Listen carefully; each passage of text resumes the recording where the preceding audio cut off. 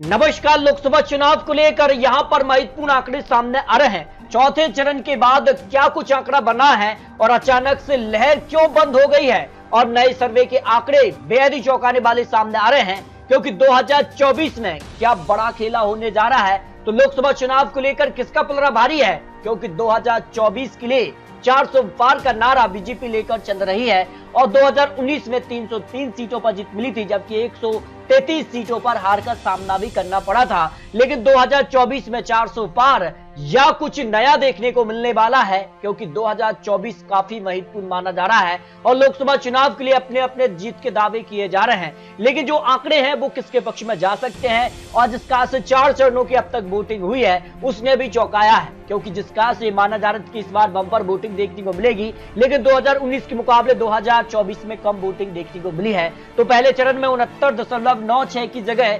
66.14% यहां मतदान देखने को मिला है, जबकि दूसरे चरण में 70.09% की जगह 66.71% यहां पर मतदान देखने को मिला है। तीसरे चरण में भी कम मतदान देखने को मिला, 66.89 की जगह 65.68% मतदान देखने को मिला, जबकि चौथे फेज में 69.12 की जगह 67.71% यहां पर मतदान देखने को मिला है। ऐसे में क्या कुछ आंकड़ा बन रहा है और जो महत्वपूर्ण राज्य दक्षिण भारत के माने गए हैं, इसके अलावा कई राज्यों में काफी हलचल भी देखने को मिली है। तो नए लेटेस्ट आंकड़ों के हिसाब से महाराष्ट्र को लेकर इंडिया गठबंधन 23 से 26 सीटों पर पलड़ा भारी नजर आ रहा है, जबकि एनडीए का 21 से 24 सीटें और अन्य के पक्ष में 0 से 1 सीट। और यहां पर बात की जाए तो काफी हलचल महाराष्ट्र में देखने को मिली है, जहां महाविकास अघाड़ी विशेष एनडीए यहां पर सीधी टक्कर दिखाई दे रही है। जो आंकड़े लेटेस्ट आ रहे हैं, क्योंकि महाराष्ट्र में विधानसभा चुनाव भी होने हैं और लोकसभा चुनाव के लिए इसलिए भी महत्व है क्योंकि उत्तर प्रदेश के बाद सबसे ज्यादा महाराष्ट्र में 48 लोकसभा सीटें आती हैं और जिस कारण से यहाँ पर काफी हलचल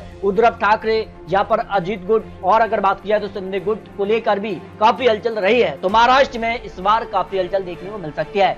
गुजरात को लेकर भी नए आंकड़े सामने आए हैं। एनडीए को 21 से 23 सीटों पर पलड़ा भारी नजर आया है, जबकि इंडिया गठबंधन 3 से 5 सीटों पर पलड़ा भारी नजर आया है। जो गुजरात को लेकर आंकड़े यहाँ पर निकलकर सामने आए हैं। इस तरह से अगर बात किया तो कई राज्यों में अब जो आंकड़े हैं वो बदलते नजर आए हैं। उसके बाद 543 सीटों का जो गणित है वो भी पूरी तरह से बदलता नजर आया है। कर्नाटक में भी काफी हलचल देखने को मिली है। कर्नाटक विधानसभा चुनाव में कांग्रेस की सरकार है, लेकिन 2019 में यहाँ भारतीय जनता पार्टी ने एक तरफा जीत हासिल की थी। लेकिन इस बार सीधे तौर पर कांटे की टक्कर कर्नाटक में देखने को मिली है लोकसभा चुनाव दौरान, जहां कांग्रेस को 12 से 14 सीटों पर कांग्रेस का पलड़ा भारी नजर आया है, जबकि भारतीय जनता पार्टी 10 से 12 सीटें और जेडीएस को 1 से 2 सीटों पर पलड़ा भारी नजर आया है। जो आंकड़े लेटेस्ट निकलकर सामने आ रहे हैं।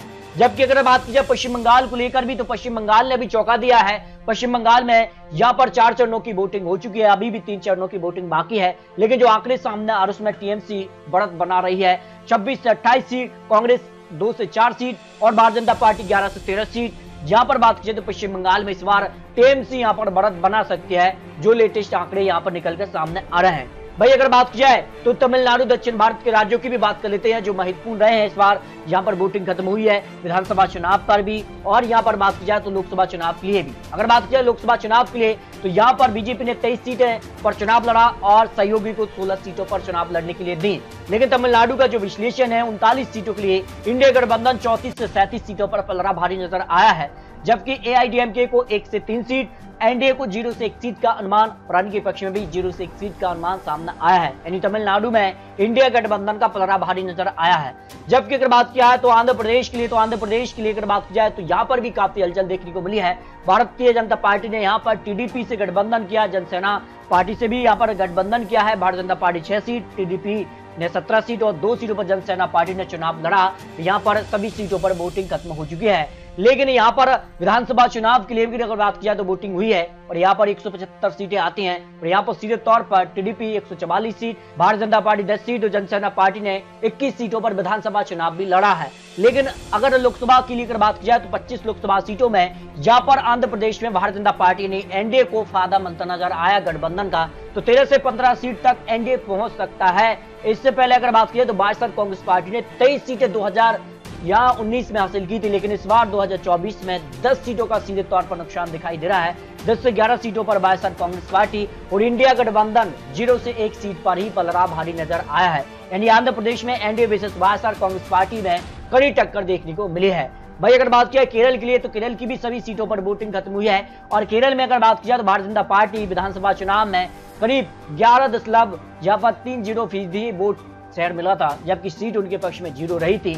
लेकिन इस हिसाब से यहाँ पर केरल की 20 लोकसभा सीटों पर वोटिंग खत्म हुई है और यहाँ पर बात की जाए तो 20 में से 18 से 20 सीटों पर इंडिया गठबंधन, जबकि एनडीए 0 से 1 सीट पर यहाँ पर पलड़ा भारी नजर आया है। यानी सभी सीटें केरल की यहाँ पर इंडिया गठबंधन के पक्ष में जाती नजर आई हैं। इसके अलावा तेलंगाना को लेकर भी तो 17 सीटों पर तेलंगाना में वोटिंग खत्म हो चुकी है और अगर बात की जाए 2019 में यहाँ पर तेलंगाना राष्ट्र समिति ने 9 सीटों पर जीत हासिल की थी, लेकिन इस बार विधानसभा चुनाव में कांग्रेस ने खेला कर दिया है। उसका फायदा लोकसभा चुनाव में भी मिलने की संभावना है। भारतीय जनता पार्टी को 4 सीट मिली थी, कांग्रेस को 3 सीटें मिली थी और 1 सीट यहाँ पर अजहरुद्दीन ओवैसी ने जीती थी। तो इसके बाद कितना कुछ माहौल बदला है और अगर बात की कांग्रेस को 10 से 12 सीटों का अनुमान इन 17 लोकसभा सीटों में सामने आ रहा है।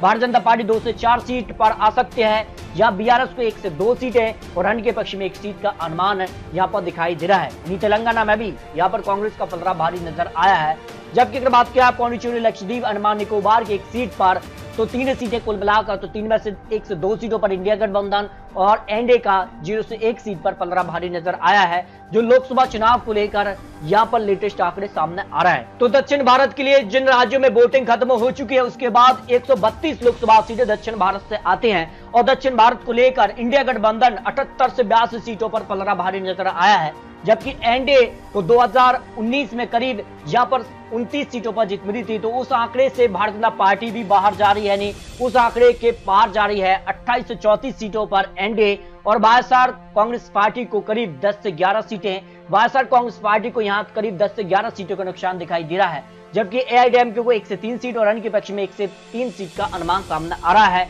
कुछ सीटें प्लस माइनस हो सकती हैं, लेकिन दक्षिण भारत में इंडिया गठबंधन का पलड़ा भारी नजर आया है, जो नए और लेटेस्ट आंकड़े सामने आ रहे हैं। फिर भी आपको बता दें ये चुनावी आंकड़े, चुनावी अनुमान है। तो इस तरह से अगर बात की जाए तो दक्षिण भारत की 130 लोकसभा सीटों के लिए यहाँ पर बात की जाए तो तेलंगाना, कर्नाटक, तमिलनाडु, केरल, आंध्र प्रदेश के लेकर यहाँ पर वोटिंग खत्म हो चुकी है और जनता ने यहाँ पर बड़े बड़े दिग्गज नेताओं की किस्मत का फैसला ईवीएम में कैद कर दिया है। 4 जून को नतीजे सामने आ जाएंगे। आखिर दक्षिण भारत में किसका पलड़ा भारी नजर आया है, क्योंकि काफी हलचल दक्षिण भारत में भी देखने को मिली है, कई सीटों पर कड़ी टक्कर भी देखने को मिली है। तो ऐसे में दक्षिण भारत क्या आंकड़ा बन सकता है और दक्षिण भारत से ही भारतीय जनता पार्टी यहाँ पर 400 प्लस का जो नारा दे रही है वो दक्षिण भारत में यहाँ पर बीजेपी को ज्यादा सीटें जीतनी होगी।